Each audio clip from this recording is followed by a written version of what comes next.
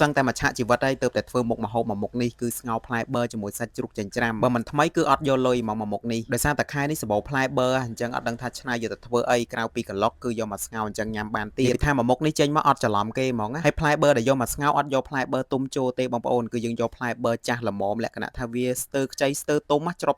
ទើបស្ងោរទៅឆ្ងាញ់ខាំមួយម៉ាត់ចូលមាត់ទៅវាមានជាតិខ្ទិះតិចហើយនេះយើងក៏លេចមកមើលរបៀបធ្វើស្នូលដើម្បីញាត់ទៅក្នុងផ្លែបឺរហ្នឹងក៏ទៅស្តៀងតែស្នូលញាត់ស្ងោរម្រះដែរហ្នឹងយើងប្រើសាច់ជ្រូក3ជាន់ហ្នឹងចិញ្ច្រាំវាឲ្យម៉ត់ទៅលាយគ្រឿងក្រៅតាមចំណង់ចំណូលចិត្តហើយយកវាយកមកញាត់ចូលទៅក្នុងផ្លែបឺរឲ្យពេញណែនអញ្ចឹងមកស្លស្ងោរក៏ទៅវាអត់មានគ្រឿងទេសអីស្មុគស្មាញច្រើនទេដាក់ដាំទឹកឲ្យក្តៅឲ្យពុះអញ្ចឹងមកចាប់ផ្ដើមបង់ខ្ទឹមសឬក៏ខ្ទឹមក្រហមចូលដាក់ជាមួយនឹងជីឆាយបន្តិចអាក្រៀមហ្នឹងបង់វាដើម្បីមានក្លិនឈ្ងុយចុងក្រោយដាក់តែផ្លែបឺរដែលយើងបានញាត់សាច់ជ្រូកចូលមុនហ្នឹងដាក់វាមកពុះរងាស់មកផុយល្មមមកគឺឆ្អិនតែម្ដងហើយនេះសម្រាប់ស្ងោរផ្លែបឺរគឺឆ្អិនរួចរាល់ហើយតំណងឆ្ងាញ់ដែរអត់បានតលេងផ្ទះម៉ែក្មេងដបងអីធ្វើមកមុខនឹងឲ្យគាត់សាកទៅធានាថាដឹងឲ្យពេញចិត្តស្ដោក